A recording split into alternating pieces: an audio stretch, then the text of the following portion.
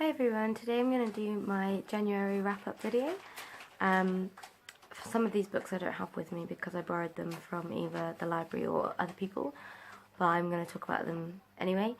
The first book that I read this January was Into the Woods, which I borrowed from my sister. I can't quite remember who that was by, but I'll put it in the video somewhere. And I gave this one 4 stars. It's a fairy tale collection, done in graphic novel format, and they're all quite dark stories, and I really enjoyed some of them. Some of them I wasn't too keen on, which is why it's only 4 stars, but the ones I liked, I really liked. So I recommend. And the next one I borrowed from the library was called Cloth Lullaby by Amy Novesky. It's the woven life of Louise Borges, and I gave this one 3 stars. It was alright, it wasn't anything extraordinary, but it was nice. Next I borrowed from the library Patience by Daniel Klaus, which I gave 4 stars. I really enjoyed the colours and the storyline of this one, hence I gave it 4 stars. Next I read Living with a Black Dog, which is this. It is How to Take Care of Someone with Depression While Looking After Yourself by Matthew and Ainsley Johnston, and I found this in the local charity shop and I thought I'd give it a go. It's basically a guide to how to look after someone with depression and also look after yourself.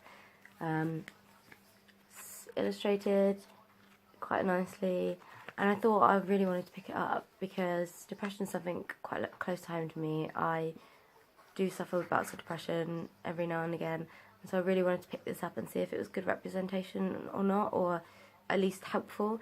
And I gave it 5 stars because I think it's a really important book and more people should be learning about something as common as depression that most of us don't talk about.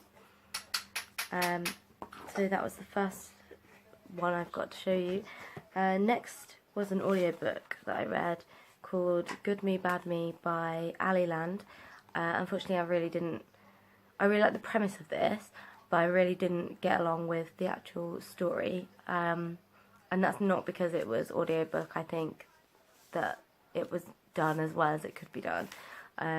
It was read by the girl who plays Cassie Skins, I can't remember her name, and the premise is it's about a girl whose mum is a serial killer and she's been put into care, and it's all about how she's dealing with it and the trial, and I just kind of thought it was very long-winded. Not much of it was actually about what it said in the premise, and it's just not the book that I was expecting.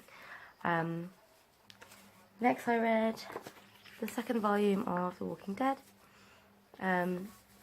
My boyfriend Noah has a few of these and I just want to get through them, and I watched the TV programme and I love it, so I just thought why not read the comic books, which is all like this. So this is the 2nd one. I gave this 3 stars out of 5, just because I don't know if it's because I've already watched it and I know the storyline, but I'm guessing that's why I'm not rating it as high. But still enjoyed it. Next I listened to from Diversethon, Every Heart a Doorway by Shannon Maguire. I didn't like this one either. It's YA, and it also wasn't about what I expected, and there's nothing wrong with YA, but I just don't generally enjoy YA books much. But the premise was that these children are living in a home. They're all children that have visited fantasy lands such as like Narnia or places like that. People that have found portals to other worlds, and they've come back and they're not really sure their parents aren't really sure what to do with them, so they take them to this school where they go and live, and that's what it's about. And what it was is a book that's setting up the next book, and I don't like that when books do that. I think a first novel can lead on to a 2nd book, but shouldn't just be setting up for the next one. So that's why it only got 2 stars. I would probably still read the next one, just out of intrigue of like where they can take it. But this wasn't a favourite book for me. Next, for diverse fun, I read Purple Hibiscus by Chimamanda Ngozi Adichie, and I really like this one. I gave it 4 out of 5 stars. It's about a 15-year-old girl called Kimberly. Camberley, sorry. So I'm just checking back because it was a little while ago. She lives with her dad, who is a reverend. He's very strict. He's really respected in the community, but he's very strict. And she lives with her brother and her mother as well.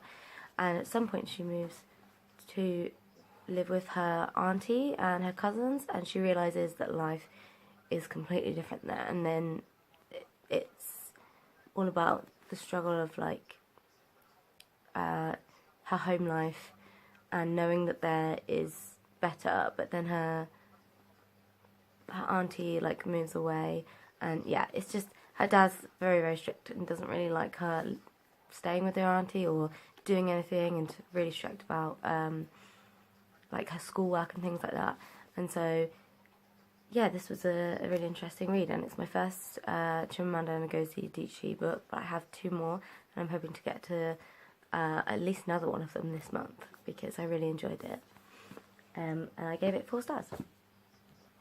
And next I read, well, I finished this month, at the very beginning of this month, but as of putting this video up, it's finished, and it was only the very end that I hadn't quite got to because I just got really busy.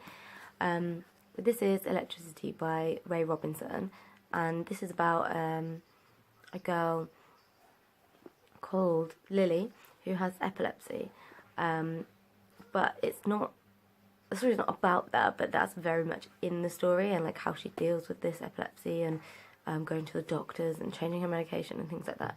And it talks about what she feels like when she's having her fits. But the story is actually about her trying to find her long lost brother, because they were all, her and her 2 brothers were all put in care and separated, and one of her brothers comes back and finds her after their mum dies, and they have an inheritance, and she is determined to find the third sibling, to make sure he gets his cut, but he is proving really difficult to find. And she moves to London, and we get to see her experiences of moving to London as a small town girl. Yeah, it's really good. I gave this 4 out of 5 stars as well. And this was actually on the recommendation of Amy Jane Smith, so I'll link her channel down below, because she did a really good review of this. And then next, I read 2 graphic novels. Well, I'd say graphic novels, picture books by Shaun Tan. The first of them was The Red Tree, which is just a really cute story about, but I would say like, I don't really know how to, it's such a short book, I don't really want to like give it away what it's about. But basically the first line is, sometimes the day begins with nothing to look forward to, and then it goes on, it's basically a moral about like, don't worry, life's pretty good.